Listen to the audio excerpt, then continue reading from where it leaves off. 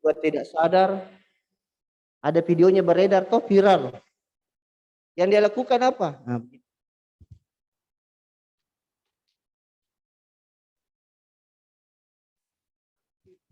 tidak ada satupun yang bisa melakukan sesuatu yang benar. Nah, jadi apalagi kita di rumah sakit, tidak boleh terjadi yang seperti itu. Ya, makanya petugas medis adalah orang yang harus tahu betul tentang hal ini. Ya. Oke, right. Right. Nah, ini ya, jadi ini canggih-canggih tapi semua ini tidak ada gunanya kalau kita tidak bisa memanfaatkannya. Dan biasanya yang begini-begini ini datang terakhir, ya, datang terakhir, ya. Tapi yang pertama kita lakukan itu yang menentukan. Oke, slide. Early warning system. Nah ini sekarang kita masuk. Kita sudah tahu tadi pentingnya code blue. Kalau ada sesuatu yang terjadi kita harus segera mengaktifkannya. Nah sekarang ini adalah warning system, early warning system. Inilah yang banyak dikembangkan di dunia ini supaya ada orang tidak mati sia-sia. Kenapa? Ada orang datang dengan perdarahan jalan lahir.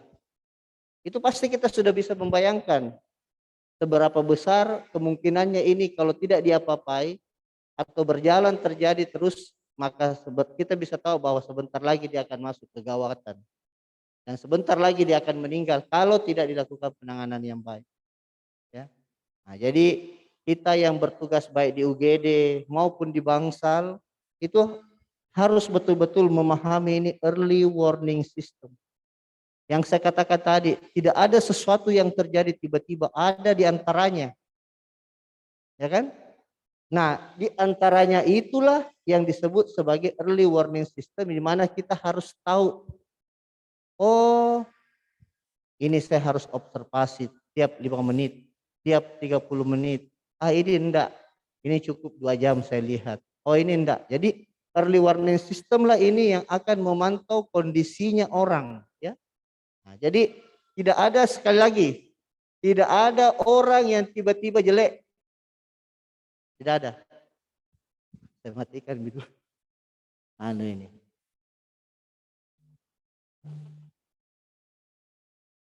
Oke, tidak ada orang yang tiba-tiba memburuk. Pasti ada prosesnya. Kecuali orang jalan di pinggir jalan, di tengah jalan, terus ditabrak mobil, mati. Tapi kalau dia masuk di rumah sakit, ya, pasti ada proses yang terjadi sehingga kemampuan kita mengenali itu penting. Itu disebut sebagai early warning system. Oke, slide. Bagaimana caranya mengetahui? Ya, kita lihat ini gambar ya.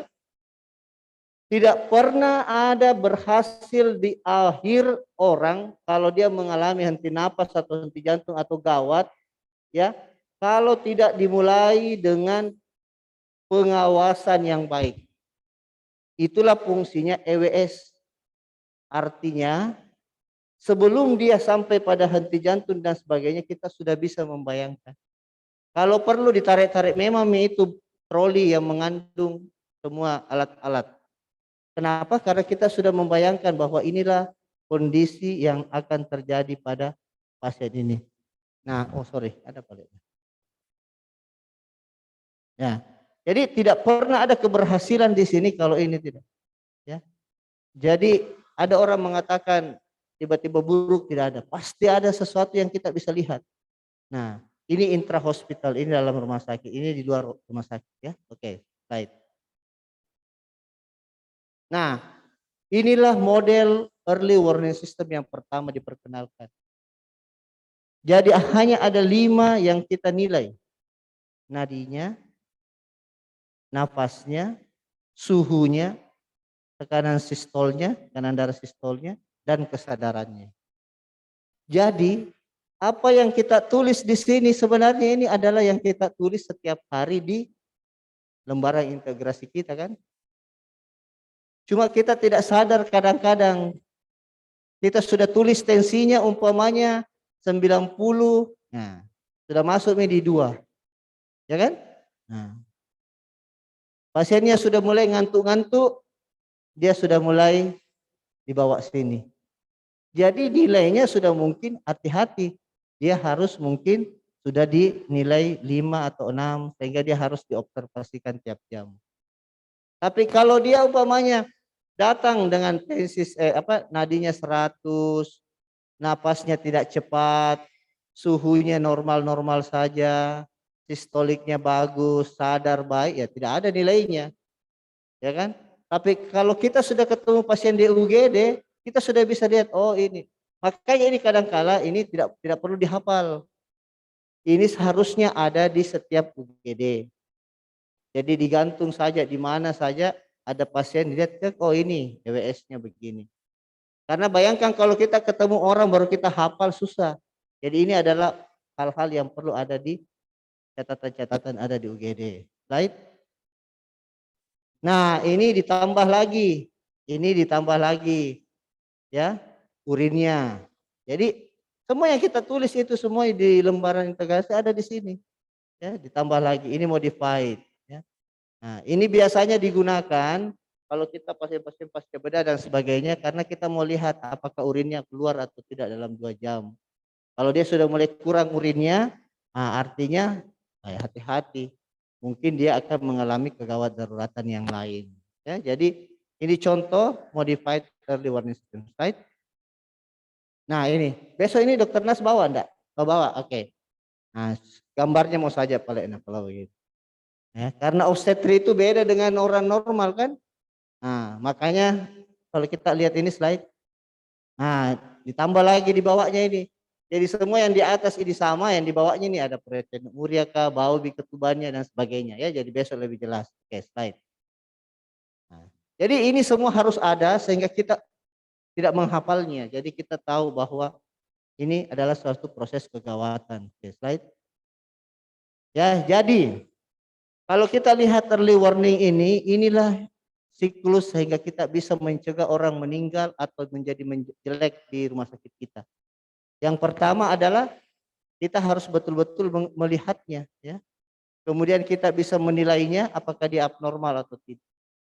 Nah, kalau ada salah satu di sini yang tidak berjalan, ya tiba-tiba pasiennya tidak sadar, pasiennya tiba-tiba hipotensi, padahal mungkin postpartumnya dia ada kemungkinan hipotoni dan sebagainya. Ya kan, itu contoh bagaimana early warning ini penting. Ya, lebih baik dia diresusitasi memang atau segera dilakukan tindakan.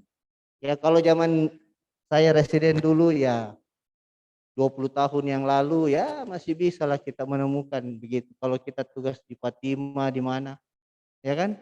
Tiba-tiba pasiennya masuk, langsung jelek, langsung hilang. Padahal kita harus tahu bahwa early warning itu belum berjalan pada waktu itu, ya. Oke, slide. Nah, di mana bisa terjadi gagalnya ini? Ya ini. Dokternya tidak atau perawatnya tidak memonitor ketat. Sudah tensi 80 belum pernah melakukan evaluasi atau penilaian. Lambat dalam tindak lanjut, ya kan? Nah, lambat dalam tata laksananya. Jadi walaupun perawatnya umumnya tahu lebih awal ini ada early warning, ini ada kehati-hatian, tapi ketika dilapor dicueki pasti akan jelek. Jadi ini sangat penting bagi kita. Oke, slide. Nah, ya, jadi kalau perawatnya di sini gagal, nah, kita akan menyebabkan terjadinya kematian. Kalau bukan kematian, kita akan membuat orang cacat. Gitu. Ya, jadi sebenarnya tidak perlu dia cacat, tidak perlu dia kayak vegetatif, tidak bisa goyang apa semua cuma lihat-lihat. Itu kalau orang sudah pernah gawat, kemudian tidak dilakukan penanganan yang baik, kadang-kala kita bisa berhasil membuat dia kembali hidup. Namanya henti napas, henti jantung, tapi dia tidak ditangani dengan baik, kadang-kala kita bisa berhasil. Tapi pas kita berhasil, dia punya otak sudah hipoksia, tidak bisa apa-apa. Jadi yang ada dia cuma lihat duduk-duduk baring begini. Itu lebih parah itu. Sebenarnya kalau urusan tuntut menuntut itu lebih mahal dibanding kematian. Kalau orang meninggal sudah selesai. Tapi kalau ada pasien kita yang Dan itu pernah terjadi di beberapa tempat di Indonesia. Ada pasien kita tidak bisa apa-apa, cuma bayangkan dia diurus tahunan. Berapa biaya yang harus dikeluarkan. Berapa waktu yang dikeluarkan oleh keluarga untuk mengurus itu. Hanya gara-gara kita tidak bisa melakukan penanganan awal yang baik. Ya, karena dia sudah vegetatif. Oke, right? Ya, oke. Saya kira kita anumin lagi ini karena besok ada dokter Nas yang akan menyampaikan. Oke. Habis nih? Oke, sekarang kita masuk yang materi langsung yang kedua tentang bagaimana kita melihat henti napas dan henti jantung itu, ya. Oke. Sekarang pertanyaan pertama dulu. Samakah itu henti napas sama henti jantung? Sama atau beda? Harus langsung cepat ini kalau ini. Henti napas atau henti jantung sama atau beda? Beda, namanya saja henti napas, namanya henti jantung. Pasti beda kan? Nah, sekarang mana yang lebih bagus, mana yang lebih baik kita hadapi? Orang henti napas atau orang henti jantung? Nah, lebih aman, lebih nyaman, lebih apa namanya? Lebih berharap kita kalau kita berhadapan orang pasien dengan henti napas dibanding kita datang orangnya henti jantung. Nah, adakah orang henti jantung tapi masih bisa bernapas? Enggak ada. Kalau orang berhenti jantungnya, pasti berhenti napasnya. Tapi adakah orang berhenti napasnya, tapi masih ada masih ada denyut jantungnya? Ada. Nah, kalau begitu, kalau kita bertemu dengan orang henti napas, akan ada kemungkinan dia akan menjadi henti jantung. Nah, ya kan? Nah, jadi henti napas dan henti jantung itu sesuatu yang tidak bisa dipisahkan. Karena kalau ada orang henti napas, 1-2 menit, enggak sampai 1 menit, 30 detik mungkin, dia akan segera bergerak menjadi henti jantung. Jadi dalam pengalaman kita, jarang sekali kita menemukan orang henti napas tapi tidak henti jantung. Ya, kecuali kita memang di ICU dipasangi monitor baru ditunggui. Nah, tapi kan di perawatan di mana-mana tidak seperti itu. Pasti kita dipanggil pada saat pasien dalam keadaan sudah biru dan sebagainya. Pasti dia sudah dalam keadaan jantung. Jadi henti napas dan henti jantung itu kadang-kala tidak bisa dibedakan. Nah, sekarang kita masuk pada henti jantungnya dulu, yang paling beratnya. Banyak teori tentang apa itu henti jantung, tapi ada satu yang menjadi jawaban bagaimana kita tahu itu orang berhenti jantungnya atau tidak. Yang dua ini dibawa pasti harus pakai EKG. Ya. Yang paling penting bagi kita ini adalah pertama, tidak teraba arteri karotis. Coba kita raba dulu arteri karotis, tak? Ada Ji? Yang tidak dapat bilang iya. Ada Ji semua? Nah, ada Ji. Ya siapa tahu kita di samping sini ya, tidak di sampingnya tracheata di sini ya, pasti tidak dapat, ya kan? Nah, oke. Jadi kalau dapat orang henti napas, tidak bergerak, tidak sadar, pokoknya kelihatan gawat, tidak sadar, langsung yang pertama diperiksa adalah arteri karotisnya. Ya. Ini harus betul periksanya nah. Karena jangan sampai ada anunya orang tapi kita bilang tidak ada. Nah, bahaya itu, tidak perlu dikompresi jantungnya tapi kita salah periksa akhirnya kita kompresi jantung orang yang jantungnya masih berdenyut. Justru kita yang membuat dia berhenti jantungnya. Ya betul. Jadi itu pentingnya nanti memeriksa denyut jantung ya. Ada mannequin yang pakai denyut jantung ini ada gitu? Oh tidak ada deh. Oke, baik. Oke, jadi tidak usah melihat itu yang dibawa, tidak ada EKG-nya. Yang penting ingat bahwa henti jantung ditandai dengan tidak terabanya denyut karotis. Selesai, titik ya. Oke, slide. Nah, jadi banyak sekali henti jantung yang bisa terjadi ya. Oke, slide. Oke, kita lihat kasus penyebabnya, ya, penyebabnya. Yang paling dekat kita adalah kalau dia mengalami hipoksia, ya. Hipoksia itu bisa karena umpamanya tidak sadar, jalan napasnya tertekuk sehingga dia hipoksia. Ya, jadi hati-hati pada orang-orang yang kejang, hati-hati pada pasien preeklamsia, hati-hati orang yang gemuk, yang morbid obes pada kehamilan, itu semua hati-hati di situ. Hipovolemia, hati-hati orang kalau ada masuk dengan perdarahan, hati-hati orang dengan previa, hati-hati orang dengan KET, hati-hati orang dengan selesai operasi masih berdarah-berdarah, hati-hati karena dia adalah yang bisa menyebabkan itu. Itulah kira-kira kalau di tempat kita dua hal ini yang paling sering. Hipoksia, hipovolemia.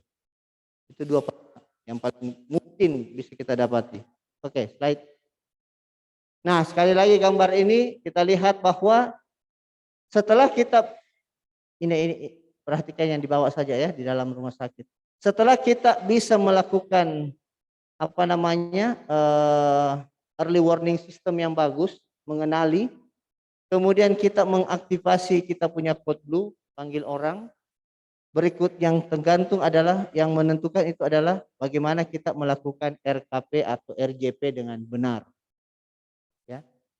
Jadi 3 hal inilah yang paling penting bagi kita dalam bantuan hidup kita, dasar kita.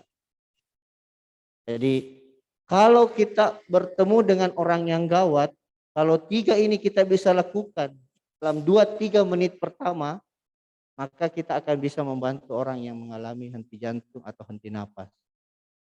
2 atau 3 menit pertama kita sudah bisa melakukan. Malah dalam prakteknya sebenarnya kita hanya butuh waktu sekitar 20 detik untuk menentukan dia henti napas atau henti jantung. Malah ada lagi yang lebih, ya, itu 10 detik. Ya. Jadi sambil meraba denyut karotisnya, denyut karotis itu harus diraba minimal 10 detik ya. Jangan diraba cuma 2 detik. Tidak ada ini. Nggak bisa karena nadi kita bisa 40. Kalau 40 setiap 1 atau 2 detik baru muncul. Nah, sebenarnya dia belum henti jantung, dia cuma masih bradikardia. Jadi kita raba ini 10 detik sambil mendengar bunyi napasnya. Menilai jalan napasnya, melihatnya, mendengarnya dan merasakan hembusan napas. 10 detik itu kita bisa menentukan bahwa orang ini perlu di apa? Perlu di RKP kah? Atau perlu dibantu napasnya, ya. Jadi itu 10 detik. Ya, 10 detik. Nggak boleh lama-lama. Ya. Kenapa lama? Kenapa tidak boleh lama? 1, makin cepat makin bagus karena dia tidak lama hipoksia. Yang kedua, kalau lama temannya datang, pasti kalau ada orang datang langsung masih bicara. Ya toh? Betulkah ini? Betul, datang temannya lagi. Coba bedek saya. Nah, biasa begitu. Padahal harus segera ditegakkan. Ya, jadi 10 detik itu adalah waktu yang kita butuhkan. Oke, slide. Nah, inilah yang harus kita lakukan kalau kita menemukan orang yang henti jantung. Pertama, berikan dia oksigen kalau ada. Kalau tidak ada, bisa dilewati. Jangan negara tidak ada oksigen di bangsal, kita tinggalkan orang pergi cari ini. Nggak boleh. Kalau umpamanya bangsalnya tidak ada sumber oksigennya. Ya. Kenapa? Karena yang paling penting kalau orang henti jantung bukan oksigennya. Buat apa diberi oksigen kalau tidak berdenyut jantungnya? Siapa yang mau ambil itu oksigen? Siapa yang mau hantar? Tidak ada jaliran darahnya. Jadi yang paling penting bukan oksigennya, tapi yang paling penting itu adalah CPR-nya. Ya, CPR. Jadi kita lakukan CPR. Nah, 2 ini berbedanya kalau ada EKG-nya. Tapi kalau kita tidak punya EKG di tempat kita, di bangsal, di UGD, ini gambarnya menjadi 1. adalah asistol namanya. Jadi tidak perlu pusing-pusing, harus segera melakukan CPR 2 menit. Nah, itu akan kita latihkan ya. Jadi tidak usah pusing-pusing cari shock-shock, tapi yang paling penting itu adalah bagaimana mengenali henti jantung, tidak ada denyut karotisnya, langsung lakukan CPR RJP 2 menit. Ya, RJP 2 menit. Oke, slide. Nah, ya. Nah, ini karena gambarnya begini ya. Nah, perlu defibrilasi. Oke, slide. Kalau begini enggak usah pusing. CPR. Jadi lihat balik. Lihat, apapun dia mau begini, lanjut, atau begini, selalu ada CPR. Ya kan? Balik. Jadi kalau kita belum mampu di sini, kasih defibrilasi namanya, kita cukup melakukan CPR. Right. Apalagi kalau begini, cukup kita melakukan CPR. Ya, jadi semua apapun yang tidak ada ininya, karotisnya, langsung melakukan CPR. Tidak usah pusing. Tidak usah pusing garis-garisnya ini. Langsung CPR. Oke, slide. Nah, tunggu dulu. Nah, yang mau kita pelajari ini adalah CPR yang berkualitas. Ya, CPR yang berkualitas. Bagaimana caranya CPR yang berkualitas? Kita harus menekannya sekitar 5 cm dan kecepatannya 100 sampai 120 menit per menit dan biarkan recoil dada. Apa itu recoil dada? Kalau kita tekan ini, karena ini harus kembali ya. Kadang-kala kita belum kembali kita. Ya, itulah namanya recoil. Jadi recoil itu begini. Ada kan kedengaran naik. Nah, enggak dengar, kalau pasien enggak didengar begini. Ya toh? Nah, itu namanya recoil ya. Jadi kita tidak boleh melakukan tanpa recoil. Kenapa? Kalau kita tidak recoil begini ya. Ya, saya kembali di sini karena mau Kak dipoto. Ada orang mendekat mau foto Kak. Betul? Kalau kita tidak recoil begini ya. Ini kan pompa supaya apa? Supaya darah dari jantung keluar. Kalau kita recoil begini, darah kembali lagi ke jantung yang berhenti. Jadi masuk, keluar, masuk. Toh? Kalau kita begini, jalan terus tapi tidak dia masuk. Padahal kita harapkan itu dia masuk, ya, masuk dan dipompa, ya itu prinsipnya. Oke. Yang berikutnya adalah minimal interupsi. Kalau sudah melakukan 30 kali terus atau 2 menit, 30 kali, 5 kali 30 kali, sudah melakukan itu, jangan berhenti, pokoknya terus saja. Makanya tangannya tidak pernah boleh ditinggalkan, ya kan? Coba lihat itu 30/2, ya. Ada 30/2, 30 kali memompa, 2 kali memberi nafas, ya kan? Kalau kita sendiri, ya. Maksud saya 30 beri nafas, 30 kali mengkompresi, 2 kali memberi nafas. Biasanya kan ada yang membantu kita nafas, ada yang melakukan ini.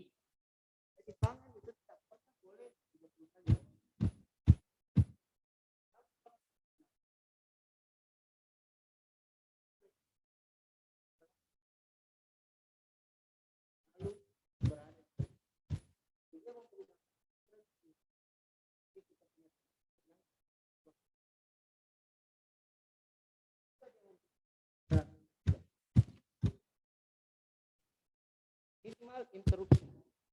Pokoknya siapapun yang mau menghentikan kita, tidak usah diperhatikan, lanjut terus. Ini penting sekali, ya penting. Banyak kejadian kita dapatkan, kita berhasil karena kita melakukan CPR yang bagus, ya. Jadi penting sekali. Oke, slide terusnya. Oke, sekarang ada namanya jalan nafas. Nah, jalan nafas itu baru dipasang kalau kita sudah melakukan itu dengan baik, ya. Jadi kalau kita sudah melakukan dengan baik CPR kita, kadangkala kita membutuhkan jalan napas yang baik, ya. Oke. Slide saja. Oke. Slide. Terus saja ini sama. Nah, ini yang penting. Dulu ada yang disebut sebagai IO, di tulang itu ditusuk jarum kalau susah impus. Tapi sekarang kita diharapkan sebenarnya harus cari impus biarpun pasiennya berhenti berdenyut jantungnya. Ya. Ya, jadi kita harus cepat. Jadi makanya kalau kita cepat itu penanya masih bisa terbuka. Tapi kalau sudah 2-3 menit agak susah karena penanya sudah tidak ada isinya. Jadi segera setelah melakukan CPR selalu berpikir untuk salah seorang dari kita pasang infus. Kalau tidak ada infusnya, ya. Sekali lagi kalau tidak ada infusnya. Tapi kalau ada infusnya kan tidak jadi masalah. Dan rata-rata kita masuk di rumah sakit ini adalah pasien-pasien yang ada infusnya. Hah? Dengan obat lah apa semua ya. Oke, slide. Nah, ada namanya ROSC. ROSC itu namanya return of spontaneous circulation. Sudah kembali nih dia punya sirkulasi. Nah, apa tanda-tandanya? Apa tanda-tandanya bahwa sudah ada sirkulasi lagi? Apa? Teraba denyut karot. Jadi berhasil tidaknya kita punya resusitasi adalah mengembalikan denyut arteri karot. Oke, itu penting. Oke, slide. Oke, slide. Ya, saya kira besok ini masih ada ya. Ya, oke, masih ada besok Dokter Nas ini. Nah, bedanya ini sebenarnya cuma karena dia hamil. Karena dia hamil ada uterus yang besar, ada bayi. Nah, karena uterusnya besar, maka dia menekan pembuluh darah. Maka bedanya ini dia hanya dimiringkan supaya bergeser ke kiri, kemudian ditarik uterusnya ke kiri supaya pembuluh darahnya tidak tertekan. Sehingga kita bisa dengan mudah melakukan. Kalau kita melakukan ini tapi pembuluh darahnya tetap tertekan sama bayi, maka tidak bisa efektif ya karena tertahan kembali ke jantung. Maka bedanya cuma seperti ini ya. Slide nih terakhir nanti tekniknya. Oke, itu tadi. Ya. Oke, enggak, langsung. Ya, stop. Enggak tadi sebaliknya. Ini yang materi terakhir ini airway breathing. Yang ibu hamil tadi. Ya, ini ya. Jadi CPR-nya sama ya. Jadi latihan CPR-nya ini sama. Ya. Cuma bedanya ini harus dikasih miring ke sana supaya baru digeser. Tapi ininya sama ya. Cuma memang agak miring karena pasiennya dimiringkan begini. Miring, diganjal supaya dia miring ya. Jadi bedanya cuma di situ dan bedanya nanti besok diperjelas. Kalau 5 menit kita gagal ROSC sementara ada bayi di dalam, maka keputusannya sebenarnya itu adalah segera lahirkan bayinya. Karena biarpun mama ibunya meninggal, bayinya kemungkinan masih bisa diselamatkan. Kalau bisa segera dibawa. Ya. Oke, slide. Oke, airway dan breathing. Nah, ini penting. Airway dan breathing ini penting ya. Karena disinilah kita akan memberikan bantuan napas ya. Nanti lebih banyak di latihan di manikin ya supaya kita lebih jelas ya. Nah, intinya adalah begini ya. Biar slide ini tidak berjalan pasti bisa mengerti. Kenapa orang berhenti jantungnya? Karena tidak ada oksigen yang sampai di jantung. Atau tidak ada oksigen yang sampai di otak yang memerintahkan jantung untuk berdenyut. Ya. Oke. Jadi, kalau ada orang henti jantung, yang pertama harus kita lakukan selain RKP itu adalah memberikan bantuan oksigen. Ya kan? Oksigen itu baru bisa masuk di sini, baru bisa masuk kalau ini ya. Oksigen ini baru bisa masuk ke sini kalau tidak ada hambatannya. Jadi beda itu bantuan nafas dengan pembebasan jalan napas. Bedakan ya. Tidak pernah ada bantuan napas yang berhasil kalau jalannya belum bebas. Ya. Jadi tidak perlu setengah mati pompa-pompa terus pakai ambu kalau masih terteku ini. Ya. Jadi harus segera umpamanya diekstensi atau diangkat mandibulanya, jotras atau chin lip, ya. Nah, atau jadi ketika memberikan bantuan napas, yang pertama diingat itu adalah jalannya sudah bebas atau tidak. Jalan bebas bisa dilakukan dengan dua cara. Dengan tanpa alat atau dengan alat. Kalau tanpa alat kita tinggal hetil,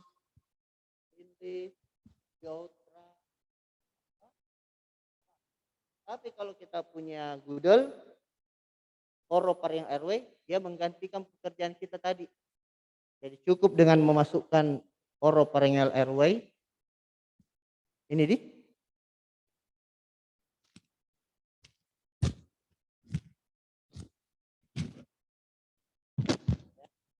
Jadi apa yang kita lakukan dengan head till, chin lip, jaw thrust itu terbantukan dengan kita memasang oropharyngeal airway. Ya. Tinggal kita memberikan dia bantuan. Ya, jadi tidak perlu lagi kita melakukan banyak manuver kalau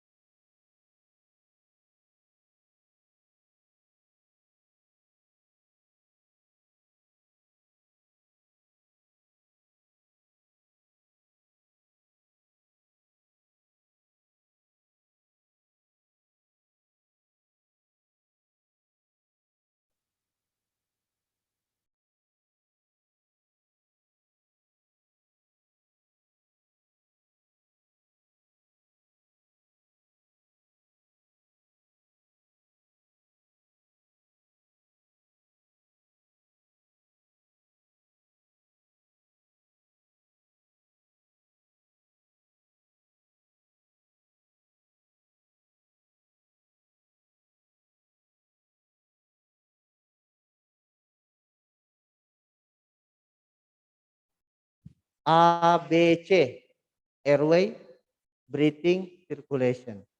Nah, tapi sekarang karena kita harus segera melakukan bantuan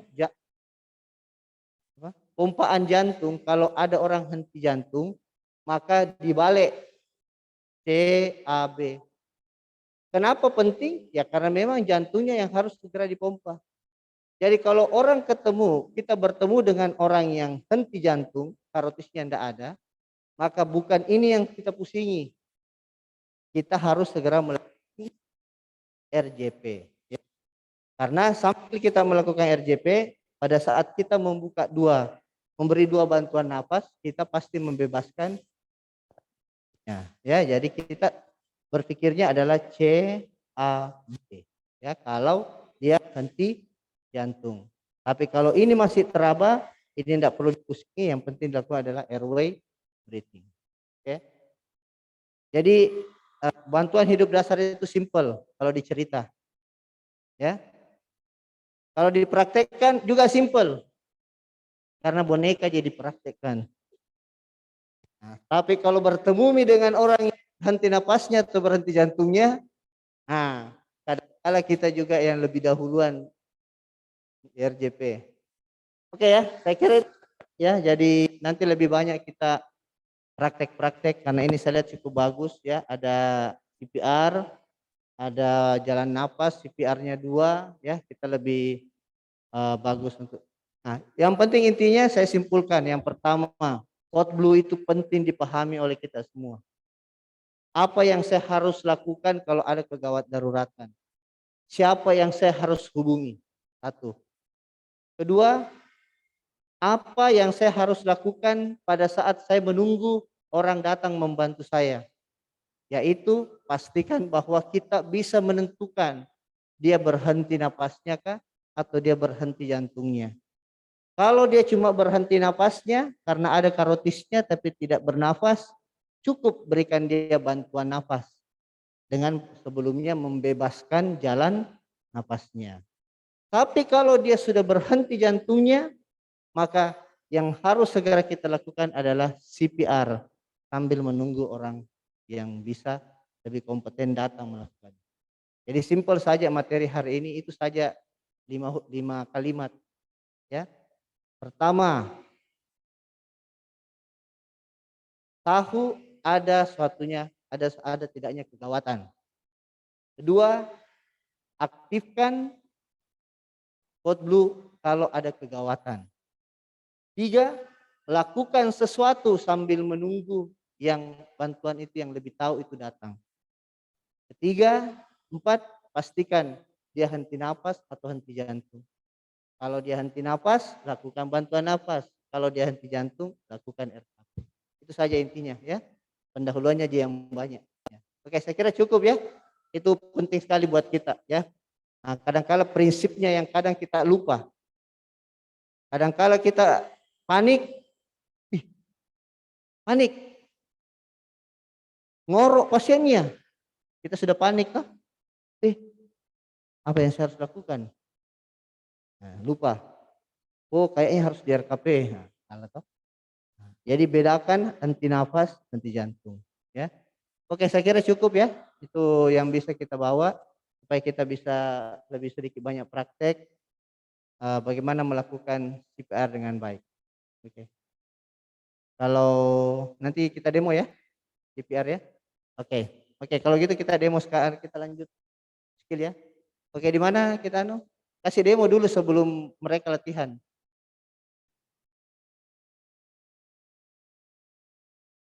Oke, kita demo dulu satu kali baru kita latihan.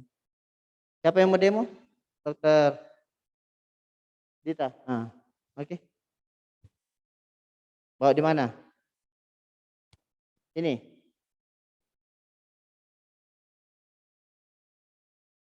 Sini mau ya. Didorong-dorong saya ke sini sedikit. Ya. Bisa minta dilihat semua. Oke. Hal pertama yang perlu kita ingat adalah memastikan bahwa lokasi kita memberi bantuan itu benar. Sekarang saya tanya dulu sebelum kita praktek. Kalau dapat orang henti jantung di bangsal, dilakukan di mana? Baringnya kan dia baring mini. Tempat tidur ini toh? Tempat tidur. Di mana dilakukan? Tempat tidur atau dikasih turun ke bawah? Tempat tidur. Langsung dilakukan? Diapain balik dulu? Ah, cari.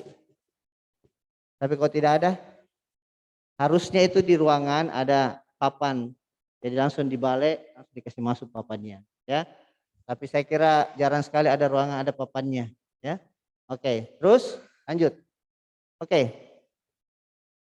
Sekarang kita melihat ada pasien yang di ruangan yang tiba-tiba oleh keluarganya dikatakan, "Dok, Bu, perawat tidak sadar." Nah, apa yang pertama kali kita lakukan? Silakan, Dokter. Nah, oke, ada. Ya, oke. Yang pertama adalah cek kesadarannya. Adakah orang sadar berhenti jantungnya? Tidak ada. Jadi hanya orang yang tidak sadar yang berhenti jantungnya. Jadi kalau pertama kali kita tepuk-tepuk ada respon goyang tangannya atau buka matanya, tidak usah pusing, tidak akan bukan henti jantung ini yang kita hadapi. Ya tak? Nah, jadi itu yang pertama, ada tidaknya gangguan kesadaran. Oke? Silakan. Pokoknya di sela-sela Dokter Dita. Ya. Ya. Sekarang pilihannya ada respon atau tidak ada respon. Sekarang tidak ada respon. Cara ngeceknya tidak ada respon, ada tadi aku ya. Alert, verbal, panggil-panggil, pain, nanti goyang kalau dia dicubit atau ditekan di situ. Tidak sadar, sudah dicubit, sudah ditepuk-tepuk, tidak bangun, tidak sadar. Oke, pasien tidak sadar. Yang kemudian kita lakukan adalah, nah, ya, cek nadi karotis selama 10 detik sambil melihat dan mendengarkan ada tidak gerakan dinding dada, ada tidak suara napas kita dengar, dan adakah hembusan napas yang kita rasakan. 10 detik. Oke, 10 detik Dokter Rita. 10 detik dulu, 10 detik. Ya. Kan kalau contohnya 10 detik nanti melakukannya 10 detik. Kalau contohnya cuma 2 detik, 2 detik juga dilakukan. Nah, 10 detik. Oke. Nah, 3, 4, 5. Nah, jadi jangan buru-buru ya. Baru 2 detik, tidak ada ini. Oh, tidak boleh. Itu banyak kesalahan. Oke, slide. 10 detik. Tidak ada denyut karotis. Maka yang kita lakukan adalah tidak ada denyut karotis. Yang kita lakukan adalah kompresi jantung. Oke.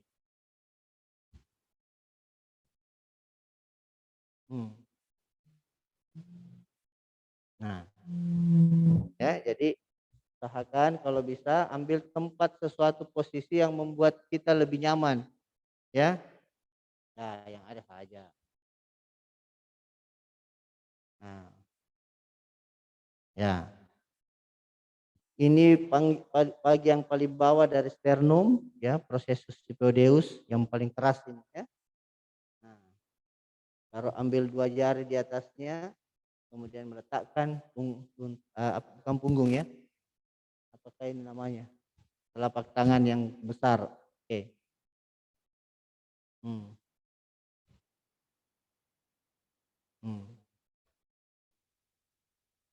Ya, ya, harus, ya.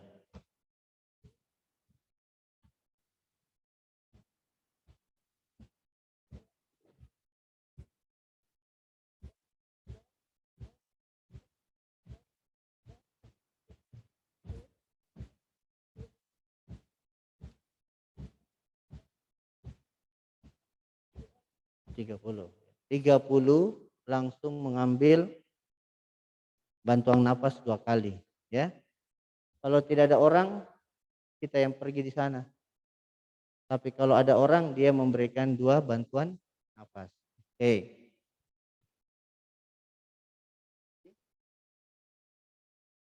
Bantuan napas itu tidak perlu besar. Karena kalau besar, tambah susah berkembang ini dada. Jadi cukup sama juga harus ini, jangan bisa. Pasti kalau nanti melakukan yang pertama gawat, pasti begitu. Percaya saya. Karena panik toh, nggak begini. Nah, kalau oke. Ya. Ini dilakukan 5 kali.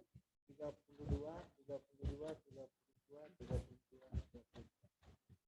Segera setelah 32 selesai, ya, maka kita harus segera meraba denyut karotis. Kalau dia tidak ada, diulang lagi 32, 30. Biasanya kalau 2 menit, 2 menit sudah ada orang datang. Ya kan? Nah, kita bisa segera melakukan bantuan, memberikan epinefrin kah atau apa, ya. Jadi itu bisa kita lakukan. Gampang toh? Oke, apalagi tadi airway breathing, airway breathing. Kita di situ aja. Oke, sekarang ada pasien datang keluarganya, keluargaku tidak sadar. Apa yang dilakukan? Ulangi lagi, kembali supaya nanti pilihannya. Pastikan dia alert, verbal, pain, unresponsive. Ya? Tidak sadar, maka raba denyut karotis. Oke. Ada denyut karotis, tapi tidak ada bunyi nafas. Artinya orang ini tidak bernafas atau henti nafas, tapi masih ada jantungnya. Jadi yang kita lakukan adalah bebaskan sambil tidak, kalau dia tidak bernafas, tidak ada gunanya langsung dibebaskan. Ya. Tidak bernafas, seperti begini, tidak ada gunanya. Jadi tidak bernafas, toh? Jadi yang dilakukan adalah sambil membebaskan, sambil memberikan ventilasi positif namanya ini. Ya, jadi ya silakan, Anggun.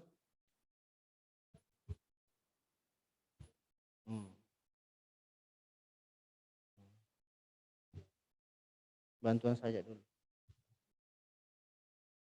Skenario nanti yang ketiga.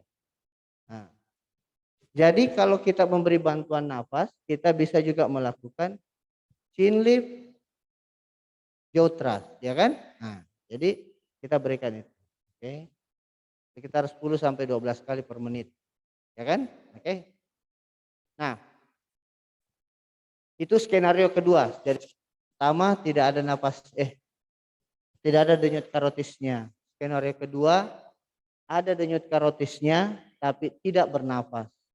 Sekarang skenario ketiga, terakhir. Pasien datang dipanggil sama keluarganya, tidak sadar, panggil perawat. Maka yang perawat lakukan adalah cek kesadarannya, sadar atau tidak. Sekarang dia tetap tidak sadar walaupun dirangsang nyeri. Sehingga yang kita lakukan adalah meraba denyut karotis dan merasakan look, listen, feel. Lihat, dengar, rasakan. Ya. Ternyata ada denyut karotis. Ada bunyi nafas. Tapi bunyinya ngorok, snoring. Artinya ada sumbatan jalan nafas. Tapi orang ini masih bernapas atau tidak? Masih, karena masih ada bunyinya. Ya kan? Jadi yang kita lakukan adalah membebaskan jalan nafasnya. Dia tidak ada masalah di C, tidak ada masalah di B, tapi yang ada masalahnya di A.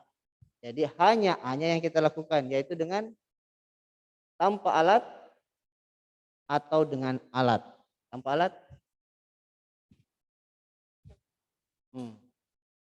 Yotras, ya kan? Atau dengan, oh tidak bisa masuk di situ. Atau dengan alat, ya. Pasangnya ke atas dulu, ini ya, jangan langsung masuk. Ini dulu, sampai ke atas sana, baru diputar, baru ditekan. Nah, jadi up,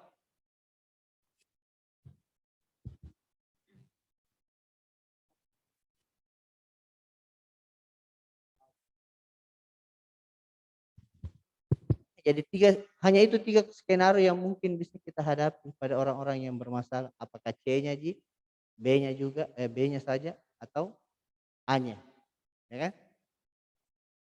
Sumbatannya tergantung sumbatannya. Kalau orang tidak sadar, ngorok yang kita dengar, snoring yang kita dengar.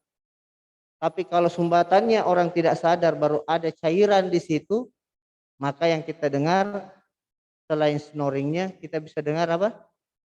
Gargling. Kita dengar ada cairan. Jadi tidak cukup dengan membebaskan Yotras, Kinlip, tidak cukup. Kita harus segera melakukan suctioning, ya. Oke, jadi begitu. Atau, tapi ini kan jarang di rumah sakit ya, yang orang mengalami sumbatan total, goyang dadanya, tapi tidak ada didengar. Artinya total tersumbat. Yang biasanya tersumbat karena benda-benda padat, benda asing. Nah, tapi jarang sekali kita temukan. Oke, ya. Paham tiga skenario ini kan?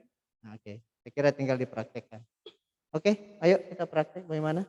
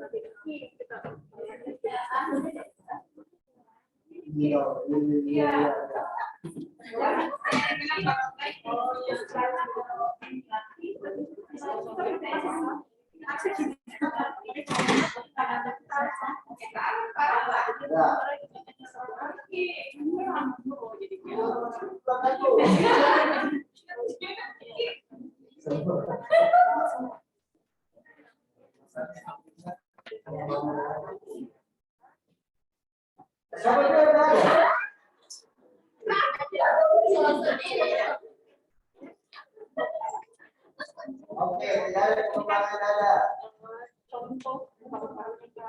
Tapi ada karotisnya, ada denyutnya.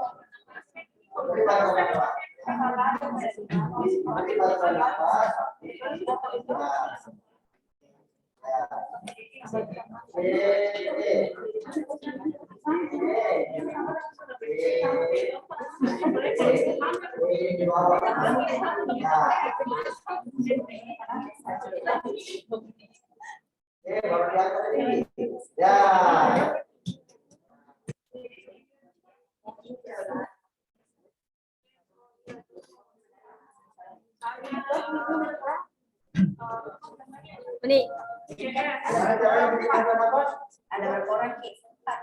Berarti ada nanti circulation, ada nanti bagian kompresi, ada siap obat. Karena kan kita baca sampai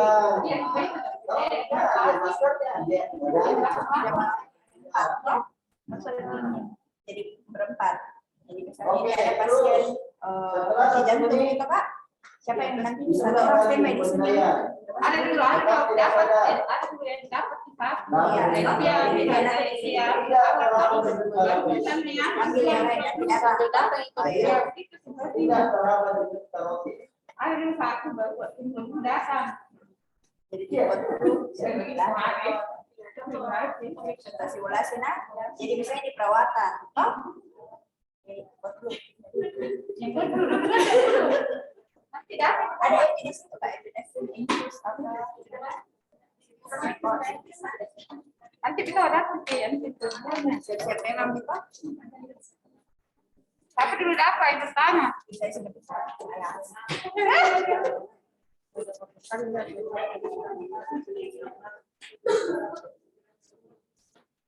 orang Kak yang dari perawatan misalnya. Kata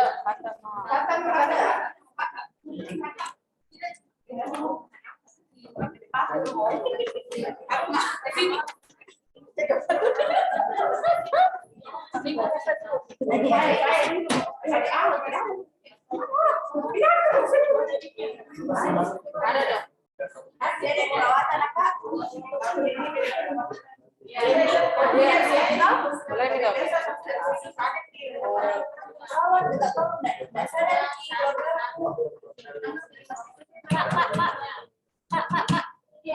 ada respon.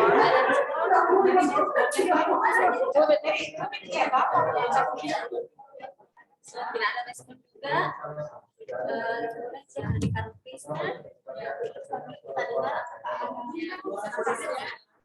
kita dengar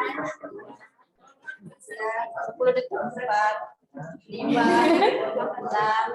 7 8 9 10. Tidak terdapat dari karotis, tidak ada pengembangan dada. Saya minta tolong. Tolong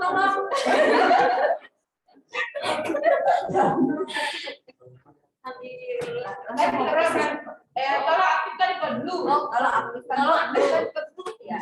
Ada silakan. Iya. Kemudian melakukan RTP.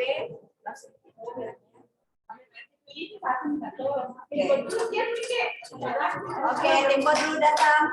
Dan sampai 5 menit.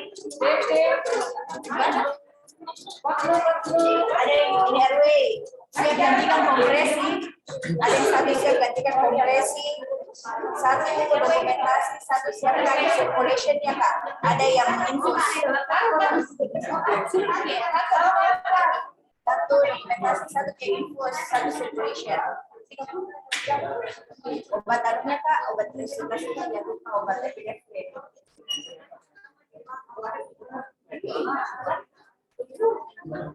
Bapak Kak juga sih infus training.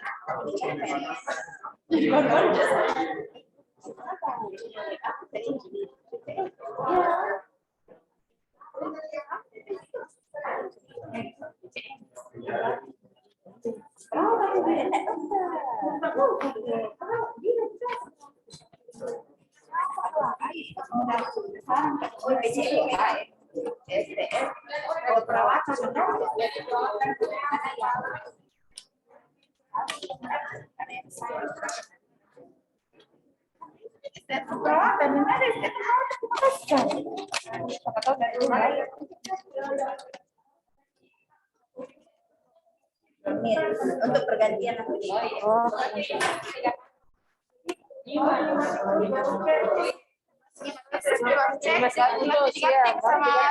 ya baru.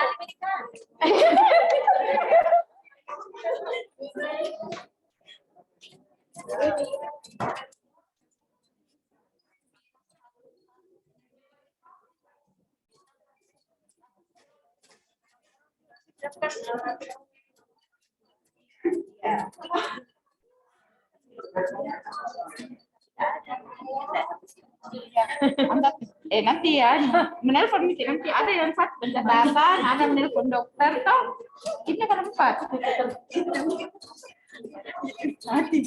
Yang lain pasang infus ya sambil ya. Jadi semua bergerak tidak nonton. Iya. Semua bergerak. sudah masuk. Ya ada yang pasang infus. Ada yang mencatat. Ya, ada yang mencatat. Dokumentasi. Penting. Kita dokumentasi Kak. Dokumentasi. Yang pada bikin. Dalam mereka pada bikin jadi bagian dokumentasi. Dokumentasi satu. Dokumentasi sudah masuk satu. Satu dokumentasi nanti menelpon juga. Ya, betul ya bilang sudah pasang infus. Ya, dicatat. Bilang infus terpasang. Infus terpasang. Ya. Tulis. Ya, kita pakai tangan. Kalau sudah 2 kali kompresi, misalnya begitu enggak ya, respon begitu 2 menit, langsung masuk epinefrin. Naik kertas dulu, Dek. Oh, ini leader. Dia yang bilang, Kita kita yang Satu ini kan tidak tahu. Oh, ini cocok di leader. Dia leader. sampai 2 menit, setelah 2 menit berarti Biar aneh. Tapi tidak ada dokter sini. Ini dokter. Ini diangkat itu di sini. epinefrin 1 ampul di bol di dalam.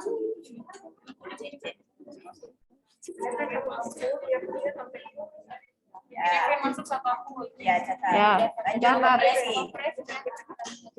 Tidak, raba dulu atherosclerosis. Kembali nih atau tidak? Bukan ini tuh. Tidak Tak masuk. ngerti ini masih close. Kan masih epinefrin 1 ampul. Apa yang dilakukan? Langsung kompresi. Oh, berganti kompresi. Ganti. Capek.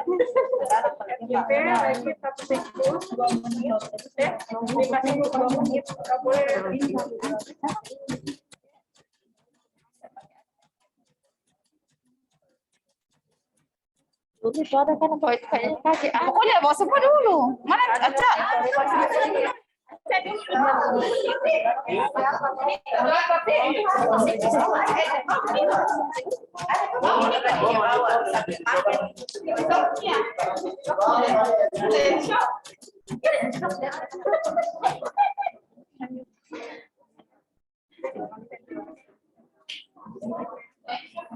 Tidak boleh bergerak, tidak boleh Berpindah-pindah.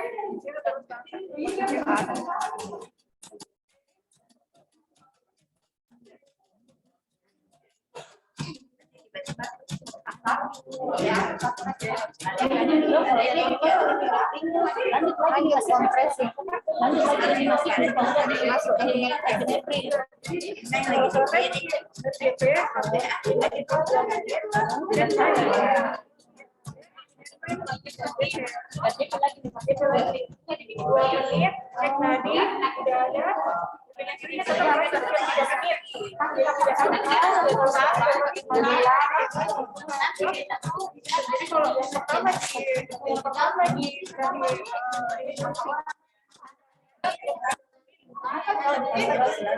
Dengan dokter. Dia masih sama dokter. Ya,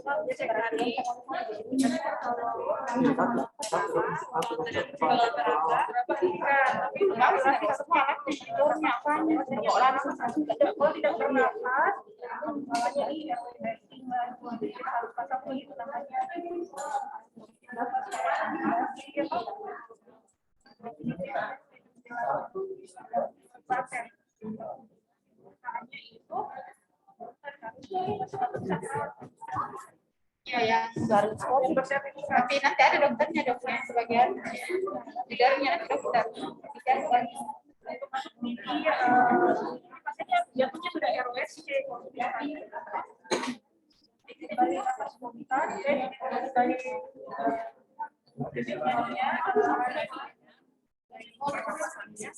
Kalau udah begitu ya, bisa kita biarkan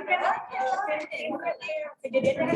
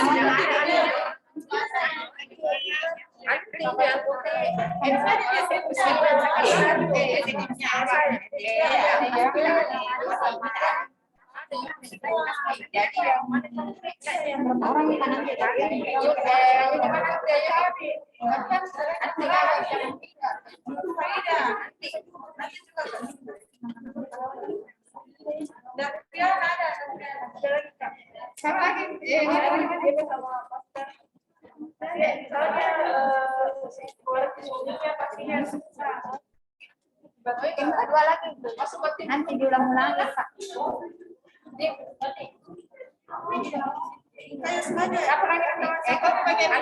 Apa lagi?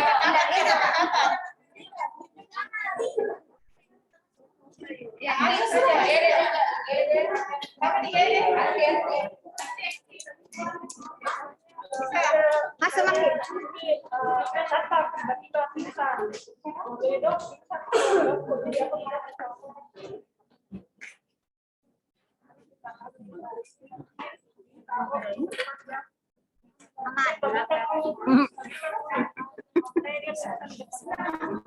Kepala tanggung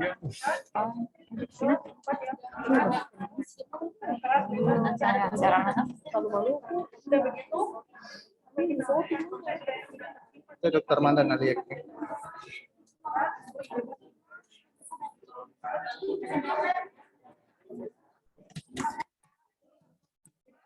Iya,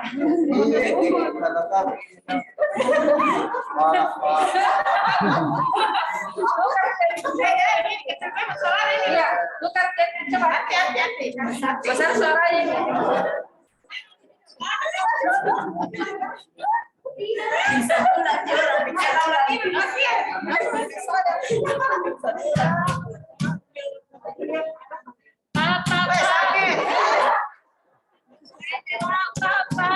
Jangan langsung Pak. Mana pasienmu? Ternyata dia sadar. Karena dia tadi yang unik. Karena dia tadi keluarganya dia kira nggak sadar ternyata tidur. Jadi alert korban panggil dulu Pak. Lalu tidak menjawab Pak. Nah menjawab lagi Pak. Nah, ya langsung begini. Sakit. Terus ya terus.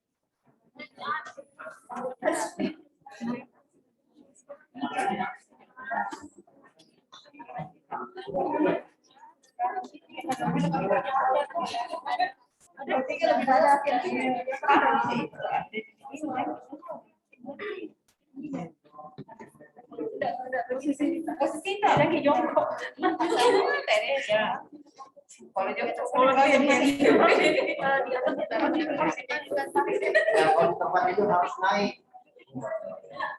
Kasih bukti belakangnya.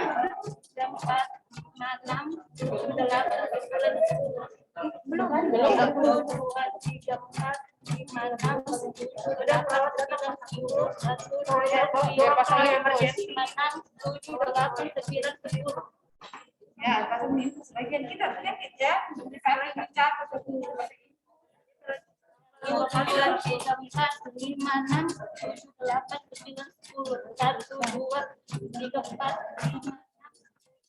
Nah, harus dia orang itu. Habis nanti energimu, harus didengar orang.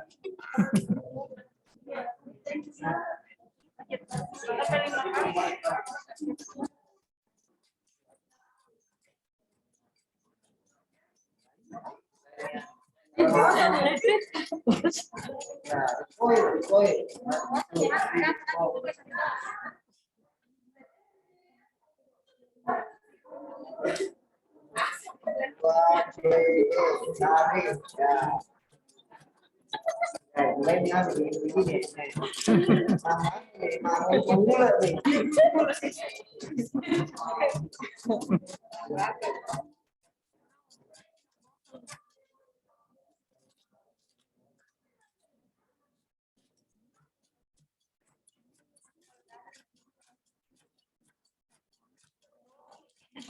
Jadi kita juga yang menghitung di kepala yang mengikat kita yang hitung berapa.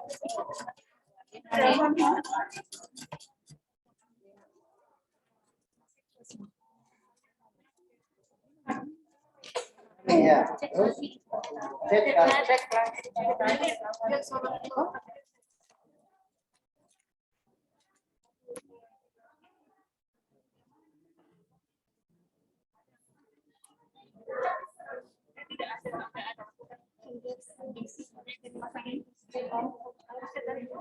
Oh, interupsinya ada.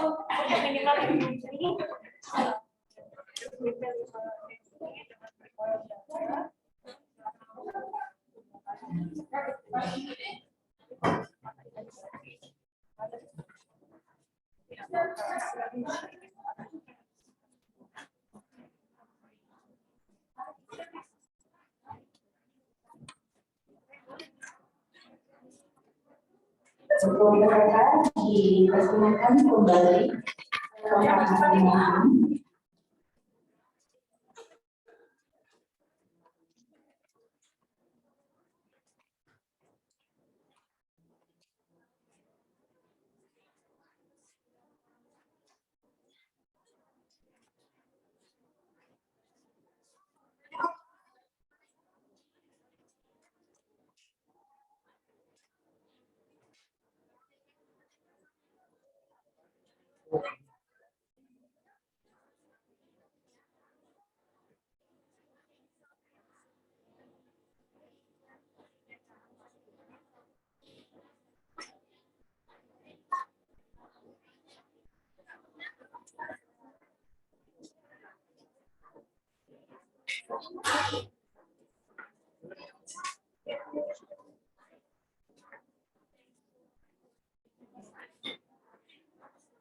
Oke, baik.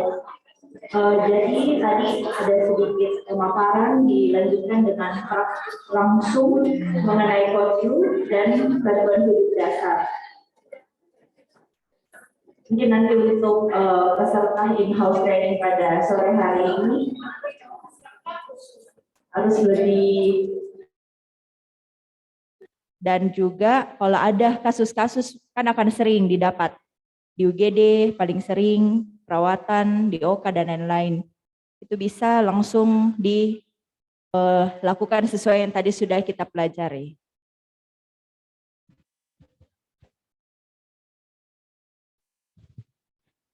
Jadi karena sudah berada di penghujung acara, alhamdulillahirrabbilalamin, kita sangat berterima kasih kepada Dr. Andi Muhammad Takdir, spesialis anestesi, dan juga dokter-dokter residen yang sudah membantu dan memberikan ilmu langsung mengenai kodlu dan bantuan hidup dasar kepada kita semua. Aplaus dulu.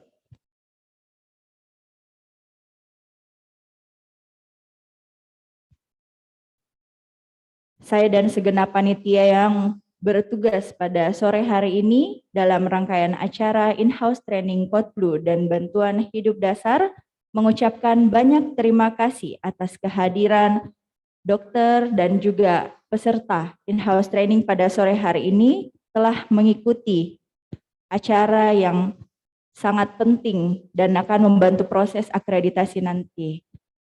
Terima kasih saya ucapkan, mohon maaf apabila ada kata. Assalamualaikum warahmatullahi wabarakatuh.